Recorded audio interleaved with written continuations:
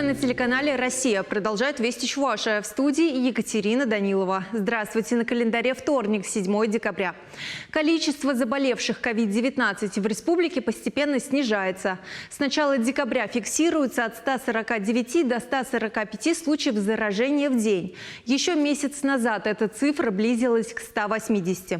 Однако не за горами новогодние праздники, а это значит, что число перемещений людей по республике и за ее пределы увеличится. Одни на длинные выходные вернутся в Чувашию из других регионов, другие, наоборот, ненадолго покинут республику. В связи с этим существует риск нового всплеска заболеваемости, уверены в Доме правительства. Единственная защита от ковида – вакцинация. По данным Минздрава, всего с начала прививочной кампании в республике вакцинировались более 500 тысяч жителей. Напомню, прививку можно сделать не только в поликлиниках городов и районов республики. Например, сегодня в Чебоксарах передвижной кабинет развернется на территории центрального рынка.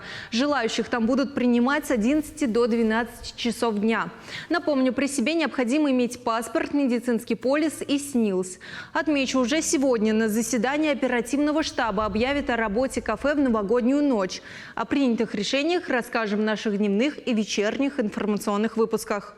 Меньше чем за месяц в МФЦ Чувашии было выдано более 24 тысяч сертификатов с QR-кодами о вакцинации. Чтобы получить документ со штрих-кодом, достаточно обратиться в МФЦ и предъявить паспорт. Предварительной записи эта процедура не требует. Тем временем сертификаты переболевших ковидом, загруженные в личные кабинеты пользователей портала госуслуги, переоформились со сроком действия на 1 год. Ранее, напомню, он ограничивался 6 месяцами.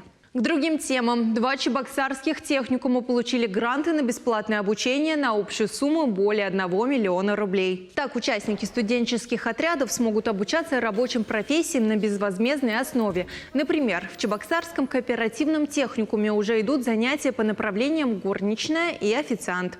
А в столичном техникуме строительства и городского хозяйства ребята могут выбрать одно из 4 профилей.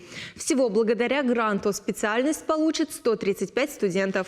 Чувашский проект «Экспресс бабушки» признан лучшим в стране в сфере соцобслуживания. Напомню, «Экспресс бабушки» – это команда активных, энергичных волонтеров серебряного возраста. Они помогают одиноким и многодетным мамам с уходом за детьми. Сейчас в команде более 40 бабушек. Все они прошли тщательный отбор, говорят в региональном Минтруде. За время реализации проекта 86 волонтеров серебряного возраста у нас на добровольных началах оказали помощь 127 семьям. Сегодня во всем мире отмечают День гражданской авиации. Немного интересных фактов. Пилоты во время полета едят разные блюда. Сделано это для того, чтобы сократить риск отравления экипажа. В аэропортах во всем мире самолеты взлетают и приземляются каждые 2 секунды. Мы поздравляем всех причастных к этому празднику. Таковы вести к этому часу. Желаю вам хорошего дня. Оставайтесь на телеканале «Россия».